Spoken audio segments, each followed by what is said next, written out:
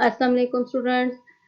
आज हमारा तीसरे हफ्ते का चौथा दिन है और आज हमने उर्दू ग्रामर का काम करना है। और उर्दू ग्रामर में आज हम तख्लीकी लिखाई यानी कि कहानी नवीसी पर बात करेंगे। लेकिन कहानी नवीसी की तरफ जाने से पहले मैं आपको ये ऊपर आपको नज़र आ रहा होगा सुनहरी अल्फाज लिखे हुए हैं और ये बहुत गहरे अल्फाज हैं।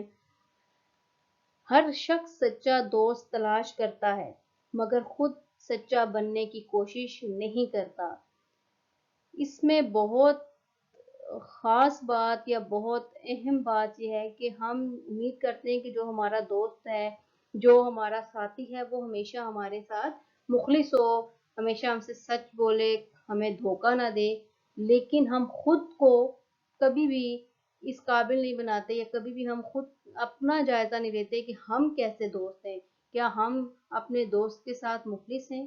क्या हम अपनी जो दोस्ती का मेयार है वैसा ही है हमारी दोस्ती का मेयार जैसा हम अपने दोस्त से तवक्को करते हैं।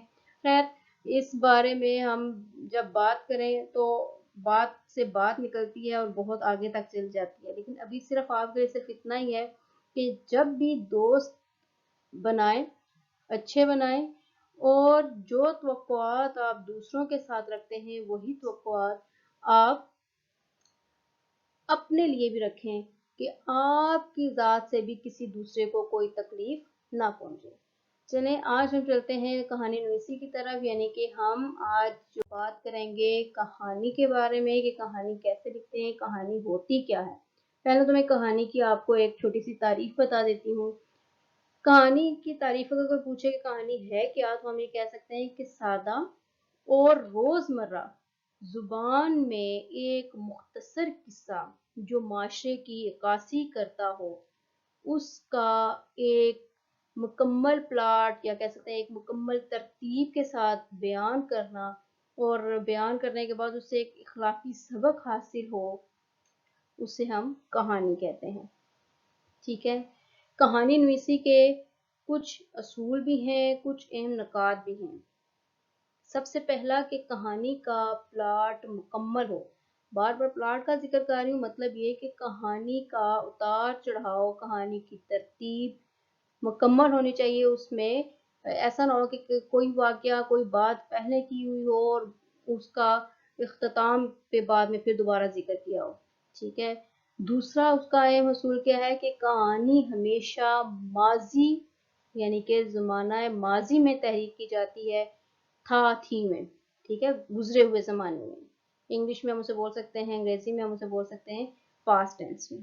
ठीक है, तीसरा पॉइंट हम इसे कहते हैं कि कहानी का आगाज अमूमन इस तरह होता है कि एक दफा का जिक्र है।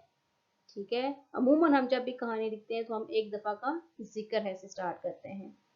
जुबान सादा और रोजमर्रा के मुताबिक हो। चौथा पॉइंट इसका ये होता है, चौथा अहम असूल कहानी लिखने का ये है। और पांचवा और अहम पॉइंट ये होता है इसका कि कहानी में किरदार साजी का ख्याल रखा जाता है।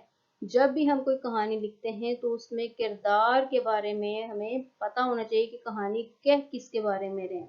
ठीक है, और आखिर में जो भी कहानी हो उसका एक इखलाकी नतीजा भी होना चाहिए, इखलाकी नतीजा इख्तिताम में तहरीर हो।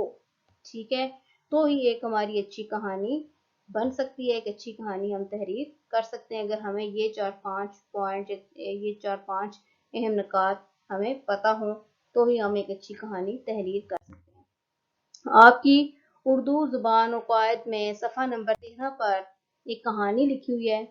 ये कहानी प्यासा कौवा हम हमेशा से सुनते भी आए हैं और पढ़ी भी होगी और हमेशा से कहते हैं कि एक दफ़ा का जिक्र है, क्योंकि मैंने भी आपको बोला है कि कहानी अमूमन जो है एक दफ़ा का जिक्र से ही शुरू होती है।